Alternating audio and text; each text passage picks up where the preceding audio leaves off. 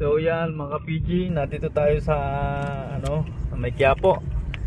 Yan, meron tayong ticket. Ayan, para katunayan na nagpark tayo dito ng maayos.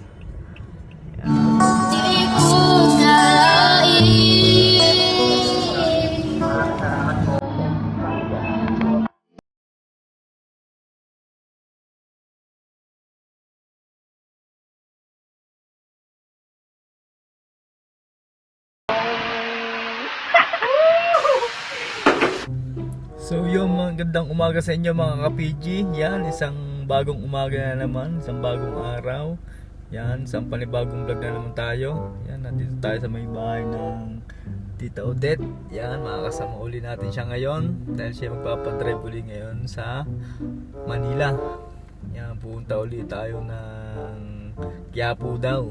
Yan, siguro may bibilin siya para sa kanyang anak. Yan. So yan mga ka-PG, abang-abangan nyo lang kung saan kami pupunta.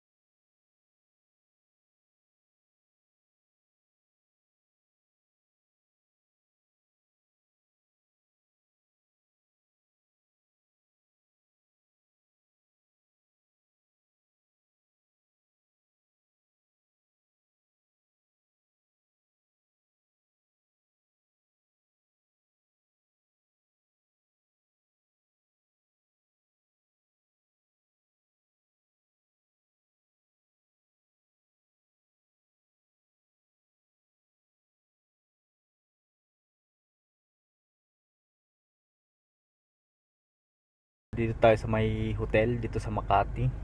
Yan, inihatid muna natin yung tita dito. Babalikan na lang daw natin siya mamaya. So yun, ka-PG, lalabas muna tayo dito sa hotel. Yan mga ka-PG, nakalabas na tayo ng hotel dito sa Makati. Naabangan na lang natin tita. Abangan na lang natin yung kanyang tawag kung anong oras ko siya susunduin. Yan, dito tayo, pag-buhay driver. Tayo sa Arna Street. 72 hours later. 2 hours later. Just then, by sheer coincidence. So yan mga ka-PG, susunduin na uli natin ang tita. Yan, dun sa ating pinag-iwanan dito sa hotel. Exclusive dito. Para nakakayang nakakayang mahal. Yan, exclusive dyan.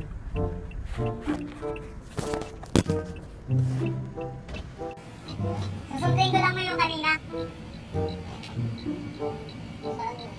Yung nagbabarang dito kayo ng ano. Ako yung nagtanong sa inyo kanina kung saan ako papasok. Sa simbahan ng Don Bosco. Thank you.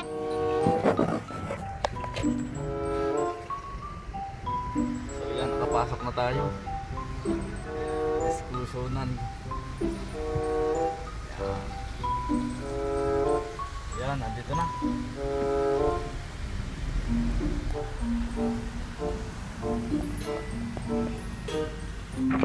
Thank you.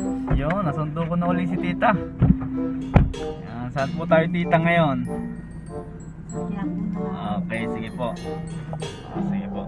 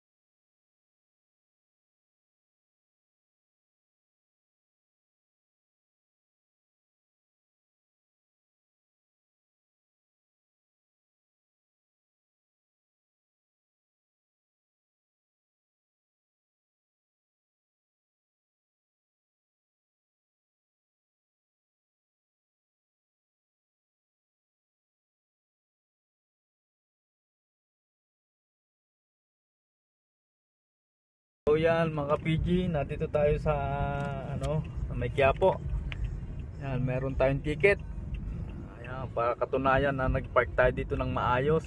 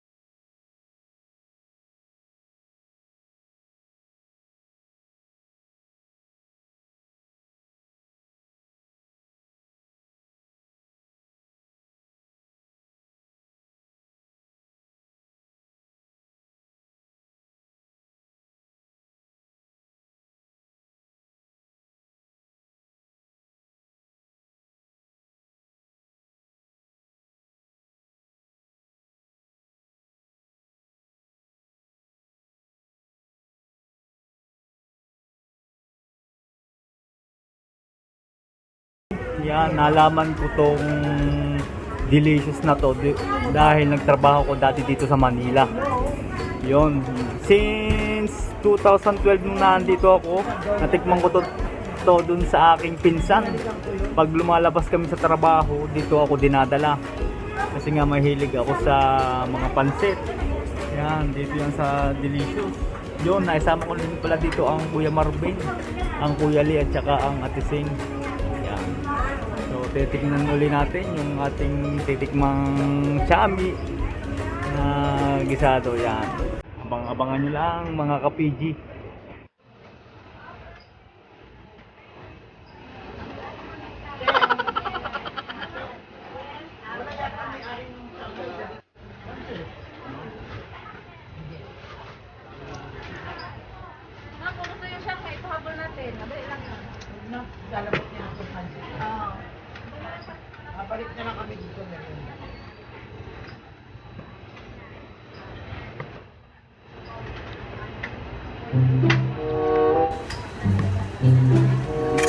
Itong chami natin.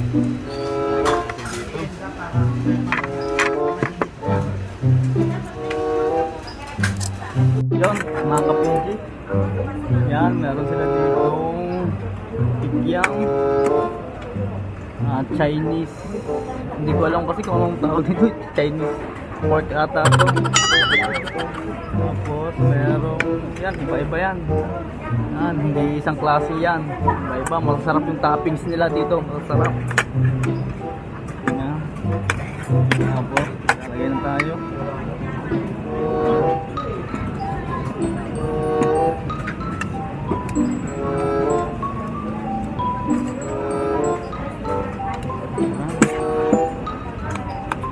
Kain na kayo, kain na. Yan, kain na. Dumayo pa talaga tayo dito sa Quiapo ng pansit.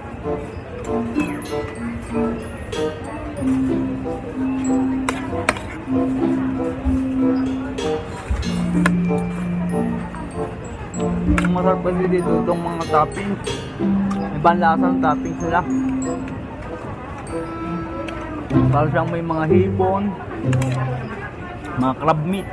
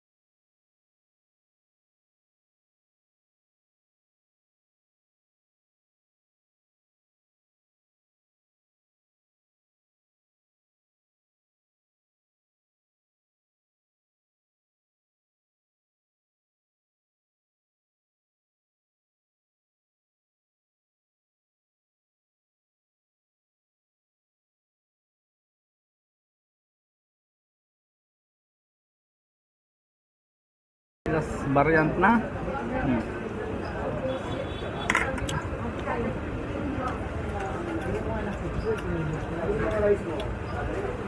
Malasa talaga.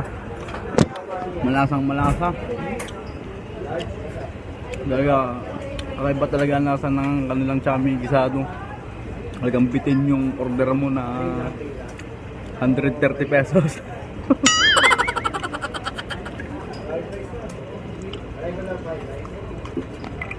So yung mga PG daw, saan kumain?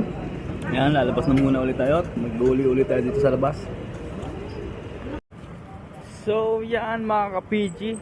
Yan, nakatapos na tayo ng pagkain dun sa Delicious. Talaga namang saglit ko lang naubos yung yung kanilang chami. Iba talaga ang lasa ng chami nila. Talagang na-miss ko yung lasang yon. Hanggang ubos na ubos mo agad. Talagang malinamnam. So yan, maglalakad-lakad na tayo ulit dito sa may parteng Quiapo. Maghanap muna tayo kung ano ang mga makikita natin dito.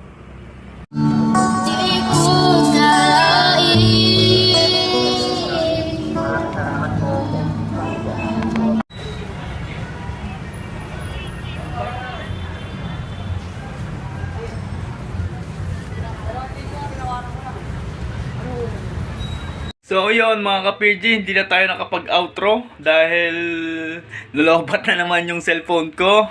Kaya yun mga ka-PG, hanggang dun lang yung ating napuntahan sa Quiapo. Kasi medyo nag-crowded na, dumami na ang tao, kaya umuwi na lang kami ng maaga. So yan mga ka-PG, kung hindi ka pa nagsasubscribe sa aking YouTube channel, mag-subscribe ka na at pindutin na rin ang ating notification bell para lagi tayong update sa ating mga video. Yan, maraming salamat po.